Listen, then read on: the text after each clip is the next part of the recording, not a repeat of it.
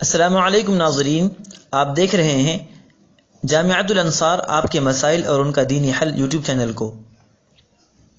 میں ہوں محمد انصار الحق قاسمی اور لایا ہوں آپ کی خدمت میں شب قدر کی فضیلت سے متعلق چند ضروری باتیں۔ اللہ رب العزت نے جس طرح ہفتے میں جمعہ کے دن کو، سال کے 12 مہینوں میں ماہ رمضان کو بے شمار فضیلتیں بخشی ہیں، اسی طرح راتوں میں ایک رات بنائی جسے شب قدر کہتے ہیں، جو شروع رات سے لے کر طلوع فجر تک رحمت ہی رحمت اور سلامتی ہی سلامتی ہے، جس میں اللہ کے فرشتے اللہ کے حکم سے خیر و برکت لے کر زمین کی طرف آتے ہیں۔ خصوصاً حضرت روح الامین جبریل علیہ السلام جو رحمت و برکت کے فرشتوں کے سرتاج ہیں، ان کا نزول ہوتا ہے، جس سے اللہ والوں کے دلوں میں نور اور روح میں تازگی پیدا ہوتی ہے۔ یہ ایک رات 1000 مہینوں سے بہتر اور افضل ہے، اور اسی رات کو یہ خصوصیت حاصل ہے کہ اس مبارک رات میں قرآن پاک کا نزول ہوا، اور ہمارے لیے اس میں سعادت کی بات یہ ہے کہ فرشتوں کی لشکر ایمان والوں کو ہدیہ سلام پیش کرتے ہیں۔ فرشتوں کی ایک فوج سلام پیش کرتی ہوئی آتی ہے، دوسری جاتی ہے، ساری رات یہی سلسلہ رہتا ہے۔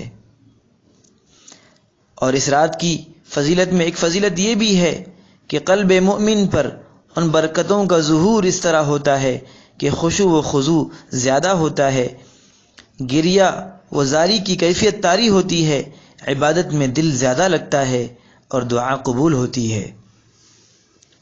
حضرت ابو ہریرہ رضی اللہ تعالی عنہ سے روایت ہے کہ رسول اللہ صلی اللہ علیہ وسلم نے فرمایا، جو شخص شب قدر میں عبادت کے لیے کھڑا رہے اس کے تمام پچھلے گناہ معاف ہو گئے۔ حضرت انس رضی اللہ عنہ سے مروی ہے کہ حضور اکرم صلی اللہ علیہ وسلم نے فرمایا کہ شب قدر میں حضرت جبریل امین علیہ السلام ملائکہ کی ایک جماعت کے ساتھ آتے ہیں، اور اس شخص کے لیے جو کھڑا یا بیٹھا اللہ کا ذکر کر رہا ہے اور عبادت میں مشغول ہے، دعائے رحمت کرتے ہیں۔ امی جان حضرت عائشہ رضی اللہ عنہا نبی کریم صلی اللہ علیہ وسلم سے نقل فرماتی ہیں کہ لیلۃ القدر کو رمضان کے آخری عشرے کی طاق راتوں میں تلاش کرو۔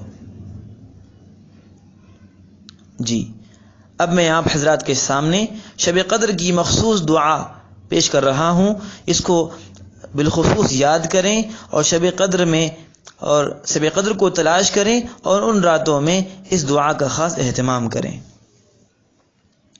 اس مبارک رات میں اللہ سے گریہ وزاری کرتے ہوئے دعائیں مانگنا چاہیے، یہ بڑی مقبولیت کی رات ہے۔ امی جان حضرت عائشہ صدیقہ رضی اللہ عنہا نے رسول اکرم صلی اللہ علیہ وسلم سے دریافت کیا، یعنی پوچھا کہ اگر میں شب قدر کو پاؤں تو کیا دعا کروں؟ اگر میں شب قدر کو پاؤں تو کیا دعا کروں؟ آپ صلی اللہ علیہ وسلم نے فرمایا کہ یہ دعا کرو، اللہم انک عفو تحب العفو فاعف عنی۔ پھر سے سنیں دھیان سے، یاد بھی کریں اس کو، اللہم انک عفو تحب العفو فاعف عنی۔ ترجمہ، اے اللہ، آپ بہت معاف کرنے والے ہیں اور معافی کو پسند کرتے ہیں، میری خطائیں معاف فرما دیجئے۔ یہ بہت ہی جامع اور بہت بڑی دعا ہے، اگر اللہ تعالیٰ اپنے لطف و کرم سے آخرت کی پکڑ سے معاف فرما دیں تو اس سے بڑھ کر اور کوئی نعمت دنیا میں نہیں ہو سکتی۔ شکریہ، جزاکم اللہ۔ دوستو، پھر ملیں گے ایک بریک کے بعد اگلے دن ایک نہایت اہم موضوع اور اہم ٹاپک کے ساتھ۔ شکریہ، جزاکم اللہ۔ السلام علیکم ورحمۃ اللہ وبرکاتہ۔